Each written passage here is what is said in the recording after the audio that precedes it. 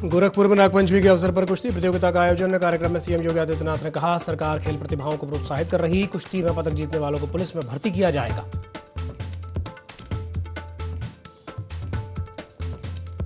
बाराबंकी में तीसरे सावन सोमवार पर शिव भक्तों पर बरसाए गए फूल। 3 शिवधामों में हेलीकॉप्टर से बरसी फूल। हर हर महादेव से गूंजे शिवधाम।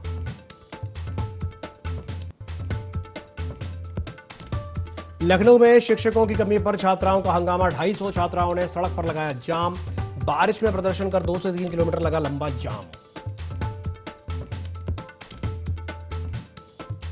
लखनऊ में अवैध डेयरी हटाने पहुंची टीम पर दबंगों का पथराव। पुलिस पहुंची तो दबंगों ने पुलिस टीम के साथ दरोगा पर किया जानलेवा हमला। अतिरिक्त पुलिस बल पहुंचने से बची दरोगा की जान।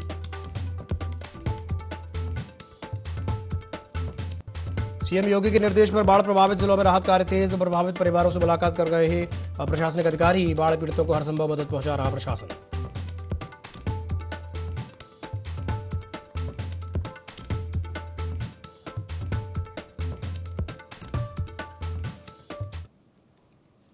नमस्कार, 9024 में आप सभी का स्वागत है। मैं हूं आपके साथ दिव्यांशु जोशी। तो महायोगी गुरु गोरखनाथ की पावन धरती गोरखपुर में नागपंचमी के शुभ अवसर पर आयोजित प्रदेश स्तरीय प्राइमरी पुरुष कुश्ती प्रतियोगिता के विजेता खिलाड़ियों का पुरस्कार वितरण एवं सम्मान समारोह आयोजित किया गया। कार्यक्रम में खिलाड़ियों ने शानदार प्रदर्शन करते हुए अपनी प्रतिभा का प्रदर्शन किया।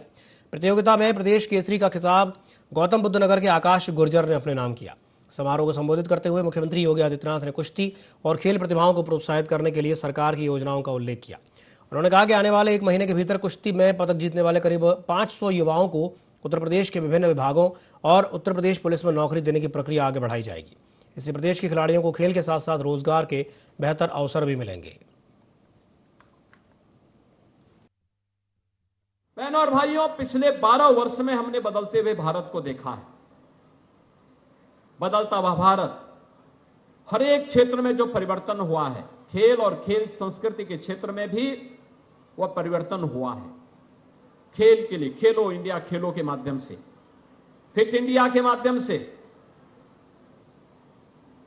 आज हर एक स्तर पर सांसद खेलकूद प्रतियोगिता के माध्यम से, विधायक खेलकूद प्रतियोगिता के माध्यम से, ग्रामीण लीग के माध्यम से नई नई प्रतियोगिताएं आगे बढ़ी, नए नए आयोजन आगे बढ़े हैं। अभी कॉमनवेल्थ में आपने देखा होगा भारत के खिलाड़ियों का जोश हाई था। 4थे स्थान पर भारत के खिलाड़ी रहे, मेडल जीते। उत्तर प्रदेश के भी 9 खिलाड़ियों ने प्रतिभाग किया। उनमें से 3 खिलाड़ी मेडल प्राप्त किए हैं। 1 gold medal, 1 silver, 1 bronze medal UP से जुड़े हुए खिलाड़ियों ने देश के लिए प्राप्त किए हैं। उत्तर प्रदेश सरकार ने खेल की नीति ही ला करके खेल के लिए जो लड़का, जो भी युवा, जो छात्र खेल के लिए अपना समय देगा, देश के लिए मेडल जीतेगा, हम उसको सीधे नौकरी देंगे। 500 से ज्यादा नौकरी दे चुके हैं। खेल विभाग में सहायक निदेशक से लेकर के और डिप्टी एसपी तक का पद हमने खेल के उन सभी नौजवानों को दिए हैं जिन्होंने देश के लिए मेडल जीते हैं। यानी मान के चलिए कि अगले 1 महीने के अंदर फिर से 500 यूपी के नौजवानों को, खेल में मेडल प्राप्त करने वालों को हम फिर से यूपी पुलिस में और यूपी के अलग अलग विभागों में नौकरी देने जा रहे हैं। बदायूं में राशन के कोटेदारों की कमीशन में बढ़ोतरी की गई है और अब उचित दर विक्रेताओं को 90 रुपए के बजाय 125 रुपए प्रति क्विंटल कमीशन मिलेगा। फैसले की जानकारी देने के लिए बिलसी तहसील में मुख्यमंत्री के लाइव प्रसारण का भी आयोजन किया गया। कार्यक्रम बिलसी विधायक हरीश शाकी की अध्यक्षता में हुआ, जिसमें क्षेत्र के सभी राशन कोटेदार भी शामिल हुए। इस दौरान एसडीएम राजेश कुमार सिंह और बीडीओ बिलसी भी मौजूद रहे। विधायक ने बढ़े हुए कमीशन की जानकारी दी। कमीशन बढ़ने पर कोटेदारों ने खुशी जताते हुए विधायक का स्वागत किया और मुख्यमंत्री योगी आदित्यनाथ का आभार व्यक्त किया।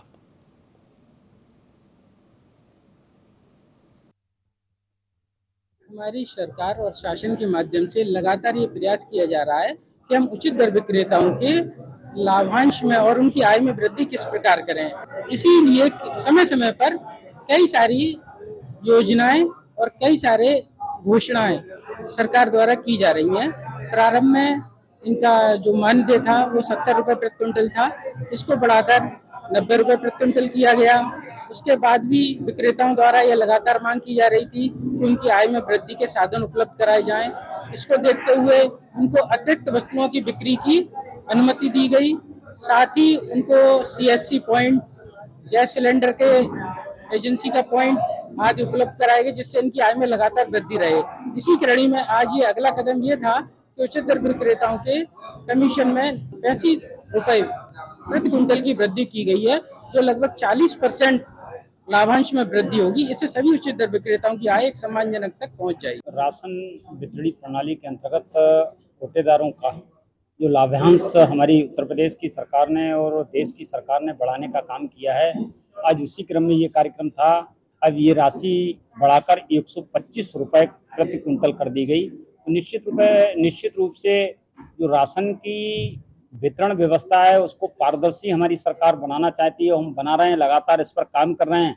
अब कोटेदार भी निश्चित रूप से उनको हिम्मत मिलेगी कि भाई अब उनका अच्छा खासा लाभांश इस पे हो गया, तो वो ठीक प्रकार से जनता को लाभ पहुंचाने का काम करेंगे। यानी यूपी के लोग, यूपी का नौजवान, यूपी का व्यापारी, यूपी की बेटियां, यूपी का कोई भी नागरिक अगर उत्तर प्रदेश से बाहर जाता था तो उसको उसी शक की निगाहों से देश देखता था, सम्मान नहीं करता था। ये जो परिवर्तन आया है, प्रयागराज में स्वरूप रानी नेहरू मंडलीय चिकित्सालय का नाम अमर शहीद ठाकुर रोशन सिंह के नाम पर करने समेत 8 सूत्रीय मांगों को लेकर चल रहा अनिश्चितकालीन धरना 13वें दिन भी स्थगित कर दिया गया। शासन के प्रतिनिधि के तौर पर पूर्व कैबिनेट मंत्री और विधायक सिद्धार्थनाथ सिंह धरना स्थल पहुंचे और आंदोलनकारियों से मुलाकात की। उन्होंने बलिदान स्थल पर ठाकुर रोशन सिंह को श्रद्धांजलि देने के बाद सभी 8 मांगों पर कार्रवाई का आश्वासन दिया।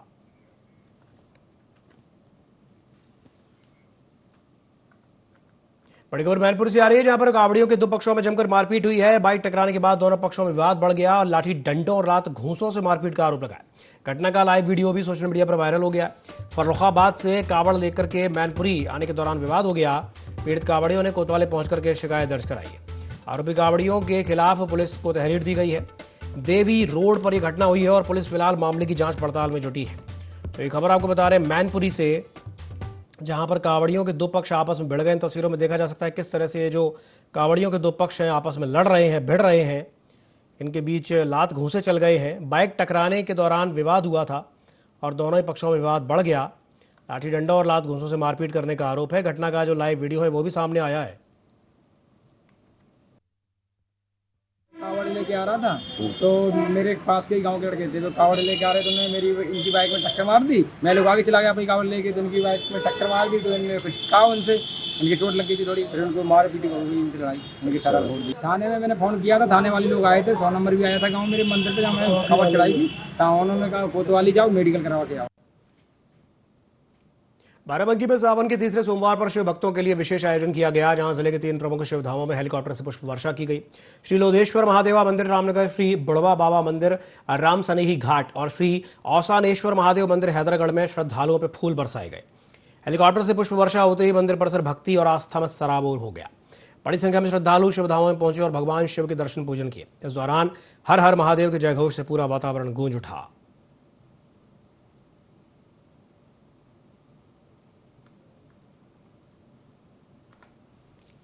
खबर पीलीभीत के कलीनगर क्षेत्र में कावड़ यात्रा के दौरान आस्था का सैलाब देखने को मिला, जहां पर नौरंगाबाद, जमुनिया, खासपुर समेत कई गांवों के श्रद्धालु तकिया दिनारपुर शिव मंदिर में पूजा अर्चना के बाद कावड़ लेकर के छोटी काशी गोला गोकर्णनाथ के लिए रवाना हो गए। यात्रा गोमती उद्गम स्थल माधो टांडा होते हुए आगे बढ़ी। जमुनिया के ओड़ा झार शिव मंदिर में श्रद्धालुओं ने जलाभिषेक किया। नौरंगाबाद में ग्रामीणों ने कावड़ यात्रियों का स्वागत करते हुए फल वितरित किए। इस दौरान भोलेनाथ के जयकारों से पूरा क्षेत्र भक्तिमय नजर आया। यात्रा को लेकर माधो टांडा पुलिस मुस्तैद रही और सुरक्षा व्यवस्था बनाए रखी।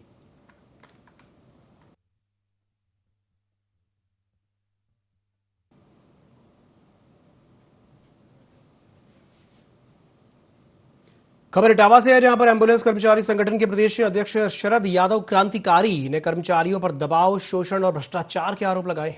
उन्होंने 2021 में हटाए गए करीब 9,000 कर्मचारियों की सम्मानपूर्वक बहाली की भी मांग की है। संगठन का एक कहना है कि कोरोना काल में कर्मचारियों ने जान जोखिम में डाल करके अपनी सेवाएं दी थी। मांग पूरी न होने पर संगठन ने 2 अक्टूबर से स्वास्थ्य मंत्री और उप मुख्यमंत्री के आवास पर भूख हड़ताल की चेतावनी दी है।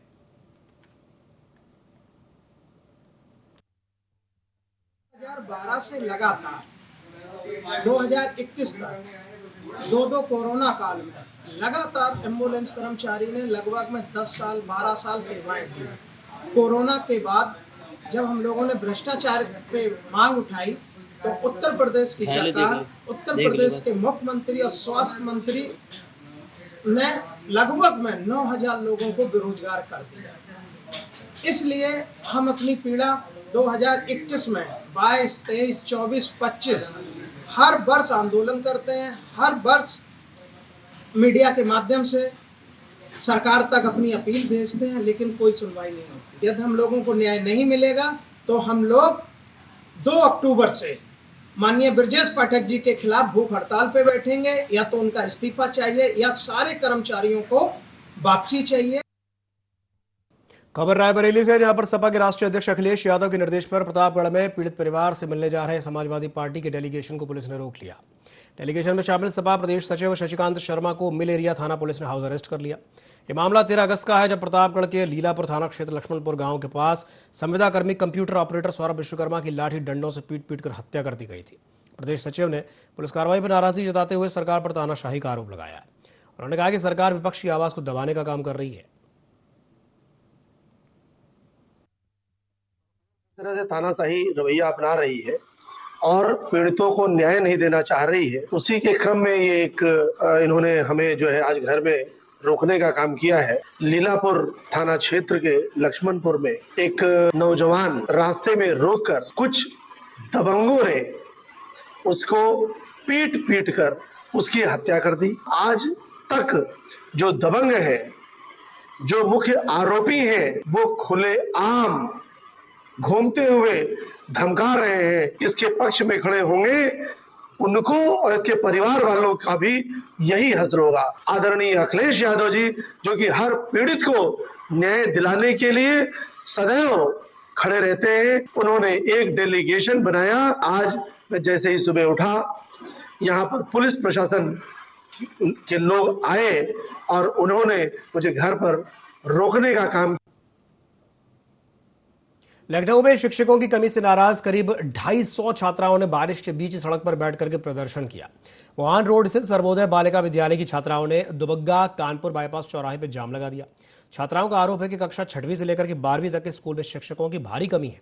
प्रदर्शन के चलते करीब 2 से 3 किलोमीटर लंबा जाम लग गया। पुलिस ने मौके पर पहुंच करके छात्राओं को समझाने की कोशिश की, लेकिन वे डीएम को मौके पर बुलाने की मांग पर अड़ी रहीं।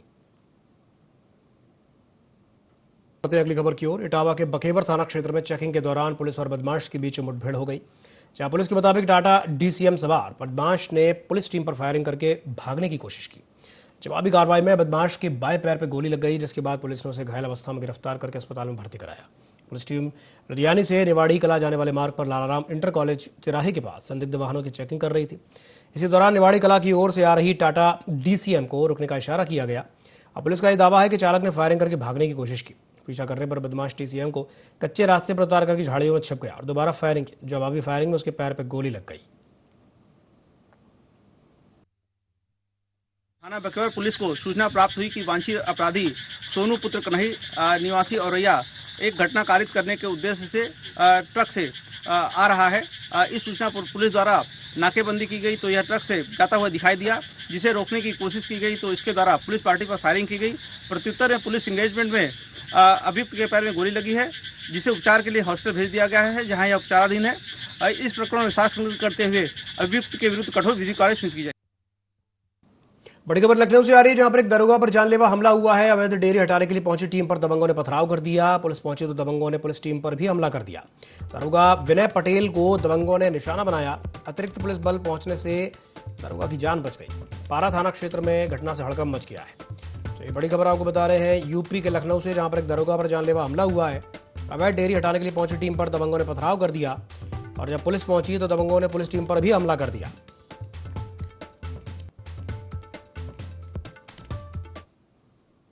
इटावा के भरथाना थाना क्षेत्र के चनेठी गांव में मां बेटी की हत्या से सनसनी फैल गई है। घर के अंदर दोनों के अदरक रंजित शव मिलने के बाद पूरे गांव में दहशत का माहौल है। जानकारी के मुताबिक 60 साल की पुष्पा यादव और उनकी 40 साल की बेटी मंजू देवी उर्फ निर्मला घर में अकेली रहती थी और करीब 2 दिन से मकान अंदर से बंद था। सूचना मिलने पर पुलिस टीम मौके पर पहुंची और जांच शुरू की। मां का शव गैलरी में चारपाई पे जबकि बेटी का शव आंगन में मिला। दोनों के शरीर पर धारदार हथियार से हमला किए जाने के निशान बताए जा रहे हैं। मौके से एक दराती भी मिली है जिसे संभावित हत्या के हथियार के तौर पर देखा जा रहा है। ग्रामीणों ने एक युवक के लाल रंग की स्कूटी से अक्सर घर आने जाने की जानकारी पुलिस को दी है। पुलिस फुटेज और अन्य सुरागों के आधार पर मामले की जांच कर रही है। तो इनको गेट खटखटाओ, इनका गेट बंद था। आज फिर हम आए सुबह देने आए तो सुबह भी बंद था। फिर हमने यहाँ लोग इकट्ठे हो गए तो उनके पति से हमने फ़ोन किया, सुरेश चंद्र से, कैसे ऐसे आपका गेट नहीं खुल रहा है। फिर उनके लड़के से बात हुई। उनके लड़के से बात होने के लोगों ने कहा ऐसा करो कि इनको देख लो। तो हम पीछे से आए, हमने गेट जैसे ही खोला तो सामने ये मरी पड़ी दिखाई दी। तो फिर हमने उनको फ़ोन किया, हमें ऐसे ऐसे हादसा हो गया है। फिर उन लोगों को फ़ोन किया। घटनास्थल का निरीक्षण किया गया तो देखा गया कि जो मां और पुष्पा देवी हैं, उनकी बेटी निर्मला हैं, उनके गले पर धारदार हथियार से वार किया गया है जिसमें उनकी मृत्यु हुई है। घर के अन्य किसी सामान से कोई छेड़छाड़ नहीं हुई है। जो इनके घर का बेटा है नंदू और एक दूसरा उसका भाई और उस पिता बाहर नौकरी करते हैं नोएडा और पुणे में। उनसे टेलीफोन पर मेरी बात हुई है। उनका कहना है कि जो निर्मला बेटी है उसकी शादी 26 अप्रैल 2021 को किसनी थाना क्षेत्र में हुई थी। 3-4 महीने बाद ही ससुराल वालों ने घर से उसे मारपीट करके अपने मायके भेज दिया था। तब से वो यहीं रह रही थी। इस संबंध में उन्होंने पहले किसनी थाना पे 2023 में शिकायत करी थी। इसके बाद एक घरेलू हिंसा का और मेंटेनेंस का मुकदमा इन्होंने इटावा परिवार न्यायालय में डाला था। बांदा के झील के पूर्व स्थित एक आवासीय विद्यालय में संदिग्ध परिस्थितियों में 2 छात्रों की मौत से हड़कंप मच गया। पेट दर्द की शिकायत के बाद विद्यालय कर्मचारी दोनों छात्रों को ट्रॉमा सेंटर लेकर के पहुंचे, जहां डॉक्टरों ने एक छात्र को मृत घोषित कर दिया। दूसरे छात्र की हालत गंभीर होने पर उसे Rani Durgavati medical college refer किया गया, जहां उसकी भी मौत हो गई। डॉक्टरों ने जहरीले कीड़े के काटने की आशंका जताई। घटना की सूचना पर जिला प्रशासन और शिक्षा विभाग के अधिकारी मौके पर पहुंचे। पुलिस ने दोनों शवों का पंचनामा करा के पोस्टमार्टम के लिए भेज दिया है।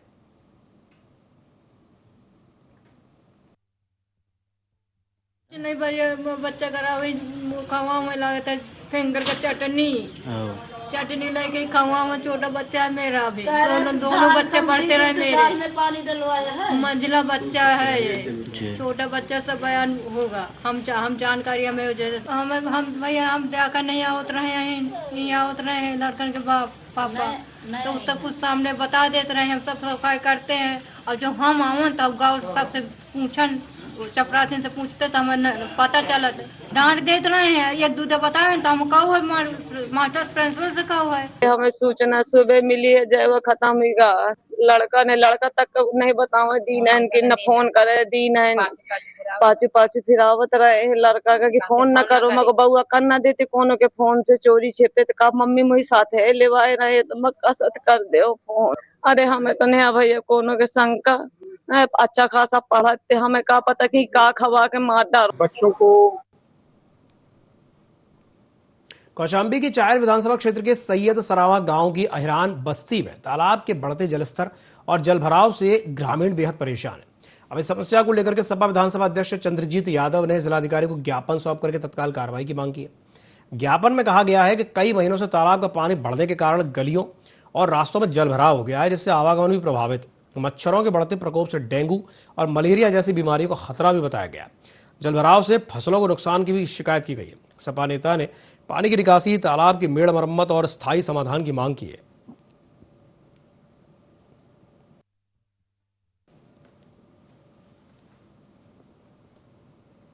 बदायूं के मुजरिया थाना क्षेत्र के संविलियन विद्यालय ज्योरा पारवाला में शिक्षा व्यवस्था पर अब सवाल खड़े हुए हैं। बच्चों ने आरोप लगाया है कि गणित के शिक्षक और प्रधानाध्यापक अनिल कुमार नियमित रूप से कक्षा में ही नहीं आते हैं और अब तक केवल 2 पाठ पढ़ाए गए। विद्यालय की छत में दरारें, परिसर में उगी घास और गर्मी के बावजूद पंखे बंद होने की बात भी सामने आई है। कवरेज के दौरान प्रधानाध्यापक पर मीडिया टीम को गेट में बंद करने और वीडियो डिलीट करने की धमकी देने का भी आरोप लगा है। मामले में संवाददाता ने बीएसए को लिखित शिकायत दी है। बीएसए ने कार्रवाई का आश्वासन दिया है।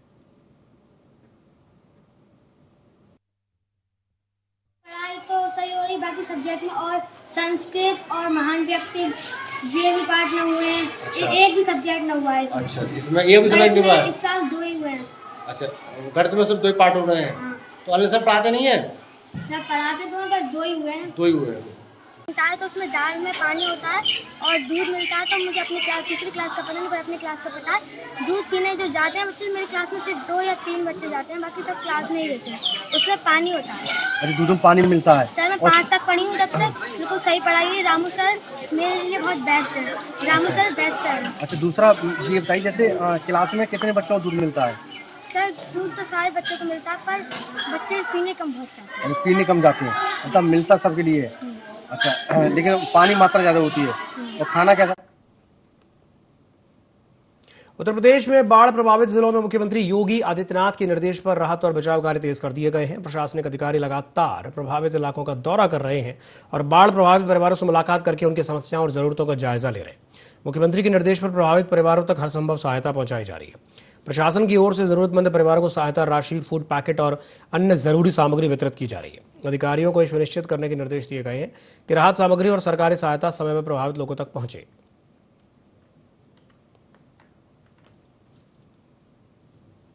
बड़ी खबर हापुड़ से आ रही है, जहां पर मामूली विवाद में 2 पक्षों में मारपीट हो गई। दोनों पक्षों में जमकर लाठी डंडे चल गए। एक दूसरे पर लाठी डंडों से हमला किया गया है। मारपीट में वृद्ध महिला घायल हो गई है और मारपीट का वीडियो भी सोशल मीडिया पर वायरल हो गया है। गढ़कोतवाली क्षेत्र के ब्रिजघाट का यह मामला बताया जा रहा है। ये बड़ी खबर आपको बता रहे हैं उत्तर प्रदेश के हापुड़ से, जहां मामूली विवाद में 2 पक्षों में जमकर मारपीट हुई है। दोनों पक्षों में जमकर लाठी डंडे चल गए हैं। तस्वीरों में देखा जा सकता है किस तरह से लाठी डंडे चल रहे हैं। एक दूसरे पर लाठी डंडों से दोनों ही पक्षों ने हमला किया है। मारपीट में एक बुजुर्ग महिला भी घायल हो गई है।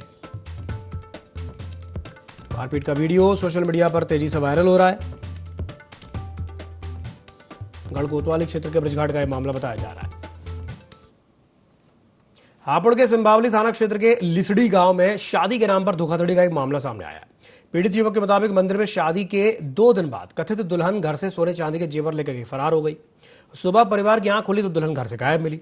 अब युवक का आरोप है कि शादी कराने वाले बिचौलिए पंडित ने दुल्हन की मां को रुपए दिलाने के नाम पर उससे 1 लाख रुपए भी ठग लिए। पीड़ित ने बिचौलिए पंडित, कथित दुल्हन और उसके परिजनों के खिलाफ पुलिस को तहरीर दी है। पुलिस ने शिकायत दर्ज करके जांच पड़ताल शुरू कर आरोपियों की तलाश शुरू कर दी है।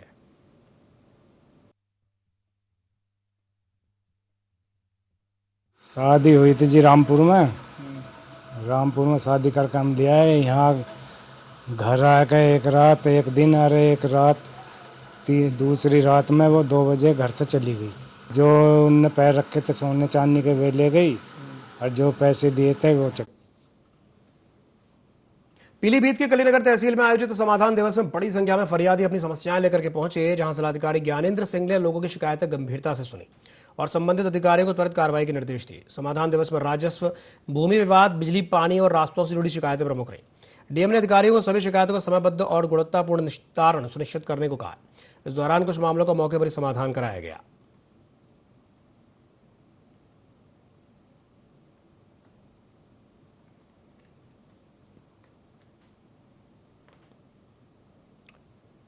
तो खबर आपको बता रहे हैं पीलीभीत से, जहां पर राजस्व और भूमि विवाद की शिकायतें प्रमुख रूप से सुनी गई हैं। कुछ मामलों का मौके पर ही समाधान किया गया है।